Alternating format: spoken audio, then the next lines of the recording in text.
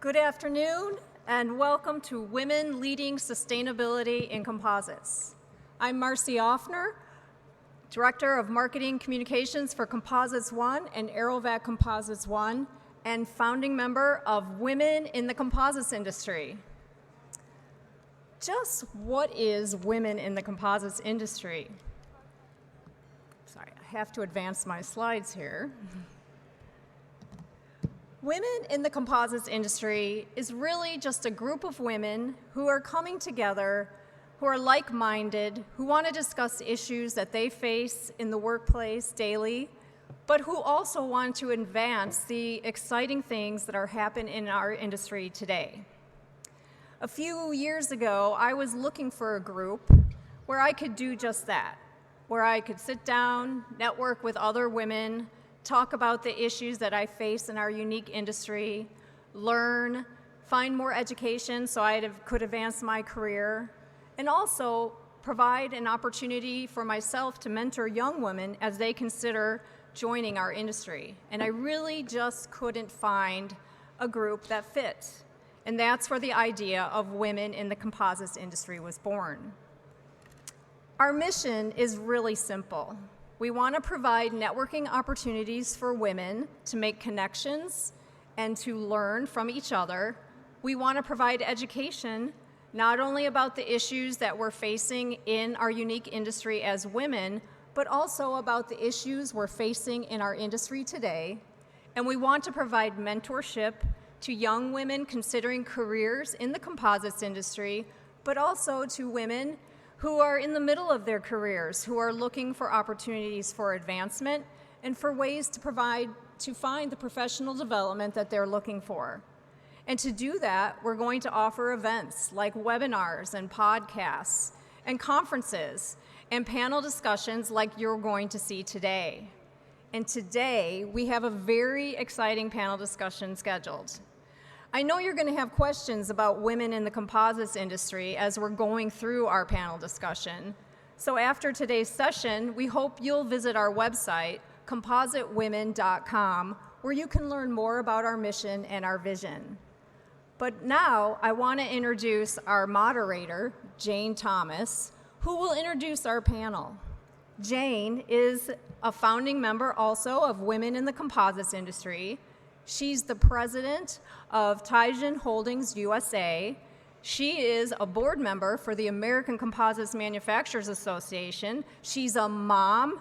She's a lawyer. She's really smart, and she's going to be a great moderator today. So please welcome Jane Thomas.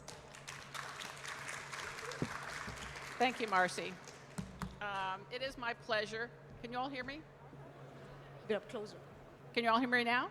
Okay, thank you. It's my pleasure to introduce this panel. Let me start with you, Smitha. Smitha is a chemical engineer with a master's degree in sustainable energy technology and a PhD in process design, cost-benefit analysis, and life cycle assessment of biofuels. Did they fit that all on the diploma? She works at Tijan Limited as a sustainability analyst and currently leads the life cycle assessment activities for Tijan. She's working towards ambitious targets for scope 1, 2, and 3 emissions and works with a unique customer benefit model to evaluate new sustainability programs. She's a smart cookie, and we're happy she's here. Next, I want to introduce Heidi. Heidi is an experienced biologist and chemist who, after a career in academia, joined Tijan Aramid as an environment and energy specialist. She was then snatched up by our corporate headquarters to be our eco-economics and intelligence specialist. Very fancy title, Heidi, intelligence specialist. She's always been on the cutting edge of sustainability development, starting in 2008 with EU emissions trading systems and carbon pricing. Remember those days? Her knowledge on sustainability is exceptionally broad. She's a specialist in EU legislation, and we're fortunate to have her on the panel. Last but not least, I want to introduce our entrepreneur non-parallel, Clementine Gaillet. She and 2 other engineers right out of school created a startup that specialized in robotic machines. Zoom ahead to today, her company, Coriolis, is a world leader in the process of manufacturing composite parts based on robotics. She's one of the few people with the guts, vision, and tenacity to take a startup to a world success. So we're thrilled to have her here. Okay, well, I'd like to kick this off. I think I'd like to start with you, Smitha. Tell us a little bit about some of the sustainability programs you're on and really your view on how women can really advance the sustainability movement. Thanks for the introduction, by the way. At the moment in Teijin, like you already mentioned, I'm leading the LCA studies. So we work with all our business units, the carbon fibers, the polycarbonates, the resins, and so on. And well, we started off slowly, I think, when I joined. Heidi had already initiated the studies for the carbon fiber. And I took it forward. And really now there's no looking back. It's going very well. And we all realize how important it is. And apart from that, I'm also working with a customer benefit model that you mentioned. So that's basically an in-house model that we've developed in which we compare our materials in specific applications with the business as usual, which is usually metals, and what the energy cost and carbon savings you can get over the whole life cycle, not just the manufacturing, because that's where we see the benefit of composites in the use phase. That's one thing, and it's worked really well, very successfully. We've approached a lot of customers with these case studies, and they really see the value of composites in this way. Apart from that, I'm also, of course, working with our R&D units on recycling, because that's the next biggest thing. How do you recycle? It's not easy, of course. There are lots of challenges. It's about how you get a cost-effective, aesthetic, virgin quality recycled material at almost with a zero carbon footprint, and that's the challenge, to summarize it. A lot of initiatives going on there, and I really hope we find something soon. We can't find one thing; it'll be a whole host of solutions. And one last thing that I'm also working on is these reporting frameworks and rating frameworks that we all have to report to, all companies, like the CDP and the Dow Jones system. Dow Jones Sustainability Index, sorry. We're also part of the SBTI, that's the Science Based Targets Initiative, where we have ambitious Scope 1 and 2 and Scope 3 targets. But apart from carbon emissions, there's also much more to it. So sustainability is not only about carbon emissions, it's the entire eco-profile, it's the impact on the soil, on water, toxicity, and so much more. And there's also the ESG, basically. It's environmental, social, and governance. So when we talk about social issues, it's about your supply chain. Where do you source your material from? Is it sourced responsibly? What happens in your value chain? Do you have forced labor? You have child labor? Those sort of questions are also important. We must address them. And then there's governance. Then that's about your company. How many women do you have? Are they in decision-making positions? Are they in the board? Those sort of questions also are being looked into, and they're all equally important. And Heidi is the expert. She can talk more about that on the legislation. So yeah, that's in a nutshell what I do. Well, you're certainly leading by example, which is terrific. Heidi, let me turn it over to you. Why don't you give a few words on women in this industry? Yes, thank you very much. I love to be on this panel today, and it's good that we have special attention to this. Yeah, as I see it, as Jane already said, I am now mostly focusing on EU legislation, upcoming mainly sustainability-related legislation in Europe, which is very important at the moment, and also the EU ETS and the carbon pricing that I was working on in the past still is a very important and more impactful even topic at the moment. The nice thing is that since some years, Teijin is for a longer time already part of the Japan Business Council Europe. Teijin, of course, is a Japanese company, and together with this Japan Business Council Europe members, which are 80, 90 companies in Europe of Japanese origin, we together have all kind of working groups to work on these topics, because cooperation is key. You cannot do it alone. And I am currently a vice chair in the CSR committee there, and that is also the committee that is working on this legislation, the Corporate Sustainability Reporting Directive, the Corporate Sustainability Due Diligence Directive, and the EU Taxonomy, which are now, amongst a lot of other measures, working on getting companies to be more transparent on how many women do they have in the organization per layer, per country, how many women are in the board. They really have to publish the numbers. So it's transparency, data-driven approach. Also, is there a payment gap? What is the payment per level? Take into account the remuneration and bonuses also men and women get. And see, numerous based if there is a gap there. And if there is a gap there, then the company should make a policy to address this. And yeah, that is very good, I think. So yeah, that's I think where I would leave it for now. Clementine, why don't you add to that? Okay, yes. So maybe about me, I'm a mechanical engineer, so I'm a bit a strange animal in the world. So we are working 100% of our business is in aviation. So you can see that originally the most accomplishment we did for sustainability is making airplanes lighter than before using carbon fibers. So our robots are laying down fibers, and this is helping to make aircraft lighter, of course. So that was the first beginning of our startup, as you said, and that's really bringing a lot. And now I'm sitting on a board of research engineers of the aviation industry, because due to the COVID crisis and everything that has been done since that time, we are working very hard on making aviation really green and decarbonize aircrafts. So that's a super interesting thing. And the funny thing is that I'm the only woman in this board, and it's really bringing something. So the people really like to work together with someone that is a bit different and a bit strange. And since 2018, we did the acquisition of another company that is using robotics and carbon fibers, and this is for the manufacturing of hydrogen tanks. So we are working also on hydrogen, which is one way to make mobility greener. So we are strongly involved in bringing sustainability using composite and women like me. So that's my accomplishment until now. So, you know, for us to really drive sustainability, we all need to innovate. And I think we all know the engine of innovation is a diversity of thought, background, and experiences. And I think women can add a lot to that. So can any of you speak to how can we get more women involved in this movement? I see the legislation is one role, but how else do you recommend we get women to be more leaders in this area?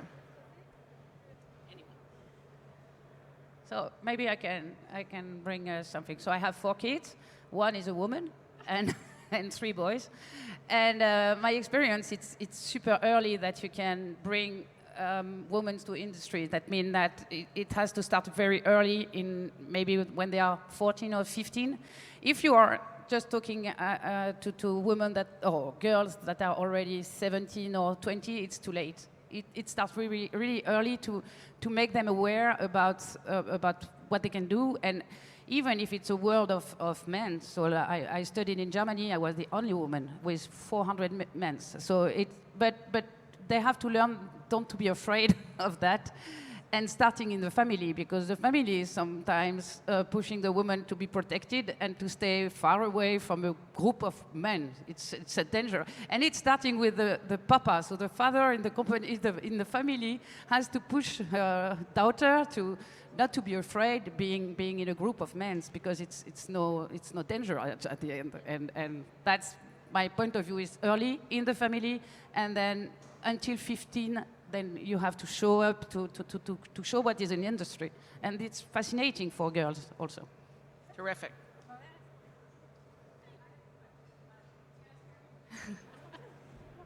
I have a question. For me, my view has always been that women and men have unique qualities. And what has made me successful in my career, I think, is that I don't go into the room thinking I'm a woman. I go into the room thinking that I have a unique experience or a unique quality that I can share to solve a problem or create an innovation or whatever. What is it about women, bringing it back to sustainability, that gives us a unique voice in helping to shape the future in this area, because I feel that women can be a driver of sustainability because of some of the qualities that we have, while our male colleagues can help drive it in other ways. So I'm just curious what your, either any of you, what your view is in that area. I can pitch in there. It's true. I also see a lot of women in sustainability during my PhD as well. I think it has to do also, like you say, with our essential natures. Women are more caregivers, and I think somewhere we feel responsible in a way, maybe like you say with your children also, Clementine, that you think of the future generation as well. And also maybe women are not always driven by the same things as men are. Because of nothing wrong with that. Men have always been protectors and providers, so that's fine. It's in nature. But then our roles of being caregivers also translates into sustainability. I think we're naturally drawn to it, and I think that's a good thing. It's great. It brings innovation, like you mentioned. But I think it's also important we all work together. We bring our strengths and we really work, and that's what I see also in Tejan now. That we are all working together. It's not like you're a woman and you're a man. Let's just all go together. That's it.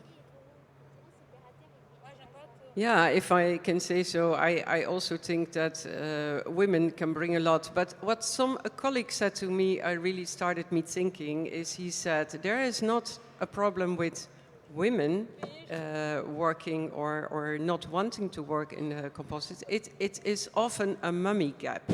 And mummy gap, we mean that when a woman starts working in higher positions, she is expected to work more hours, she is expected to have good care for her children, she is expected to still maybe take care for the parents whenever there's something with them. And as long as those things are not good solved, for me, I had never that problem. I come from a family with, my father had 4 daughters and a wife and 6 granddaughters. We always said he has his own women football team, and we were always promoting everyone to do whatever you wanted to reach. And also my daughter now, she's a hydrologist, and they don't have the problem. But I think in quite some countries, in quite some places, it can be difficult to combine a career in your work with a career as a mother or being a good mother. So and that is what a company should solve, I think. Yeah, I think big groups are doing more and more in this direction, helping women to have this duality of being a good mother and having a good career. They are really moving in a way for the woman to have the chance to catch new jobs and high positions. For sure, even in Europe. So I spent a lot of time in Germany till now, and there is big difference between France and Germany. For example, if you want to work and to have someone to carry on your kids, it's a big issue in Germany, and to have a career for a woman is really problematic. So, and they have to stop their career 2 years or 3 years sometimes to make sure that the children are carry. And that's not the case in France. So in France we have a super system for caring on the children, and even if the jobs we have sometimes in a high position are very busy and crazy, we can find solution, and the kids are really well treated and well grown. So for the future, I really believe that we have to count on our children and to make sure that they have everything in mind to take care of the planet and take care of themselves and of everything we launched until now.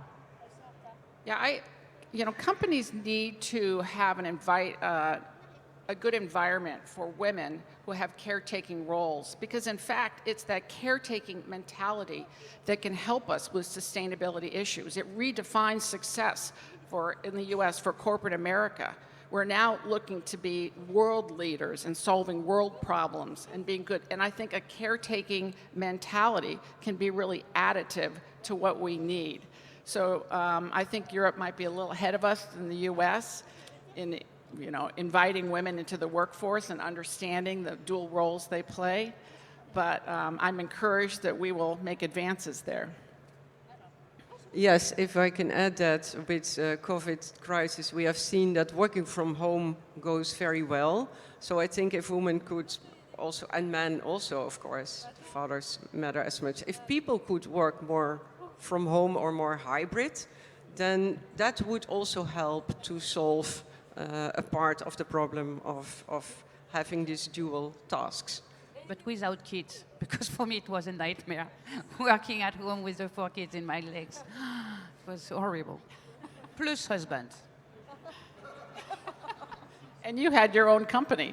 Yes, we are leading the company both together, so it was a tricky time with, oh la la, my God, and a dog. I think that as women working in our industry, in any industry, any manufacturing industry, any non-traditional female industry, the important thing to remember is that, like anyone, we have a voice, and you go into whatever job you have, whether you're an engineer, a shop worker, a marketer, go in and remember you have a voice. Don't go into the room thinking you're a woman. Think that you are somebody that can make an impact and make a change, and be strong and be proud, and don't shy away from that kind of confrontation, and take it on, because that's how you get respect and you earn your place. And maybe we have to work a little harder to get it, but you know, it's worth the effort, because in the end, you know, hopefully you'll find that place where you're respected for who you are, what you know, and what you can bring to your company, to your own company or the company you work for. And that's how we advance the path for young women in the future who are considering careers as well. So I just think that's something to remember. I don't know if you three have experienced that and just kind of said, hey, I'm here, and I know you have a good story. Yes, and I have the story of my friends also, because I still have friends that are girls, and they faced a lot of problems, like you said, entering a room for a meeting and there is no chair anymore, and the guy are telling you, I just sit up there, and nobody is giving you a chair. So it's quite hard. You have to speak loud sometimes to make sure that you are here. And as you said, we have a voice, and we have to use it. And sometimes we are super shy. And I know that now there are a lot of trainings and coachings to help, because it's not natural. We are a bit educated like this, being a bit in the back and not in front every time. So there are many solutions now that are available for women to make sure that they're gonna train themselves to if they have not this skill, they can learn it, and that's really a very good evolution of even for women in general. You know, I think all of us women who have made positions of authority really are duty-bound to pay it forward and help the next generation women. And I think everyone on this panel is doing that, and I'm greatly appreciative. So, I don't know, do we have any time for questions?